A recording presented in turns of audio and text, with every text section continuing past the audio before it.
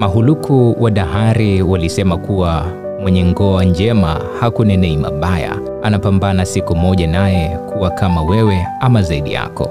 Hiki ndicho kinachotokea kwa soka la Tanzania kati ya watani wa jadi Simba na Yanga.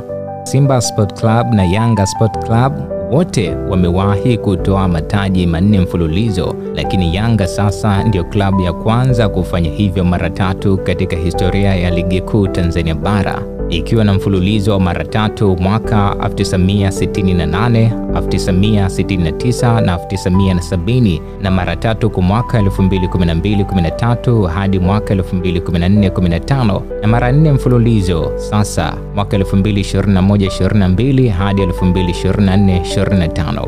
Hata hivyo, watani zao Simba wao kwenye historia wametoa ubingwa mfululizo mara 2. Awamu ya kwanza ilikuwa mara 3, 1993, 1994 na 1995, na mara 4 mfululizo msimu wa 2017-18 hadi 2020-21.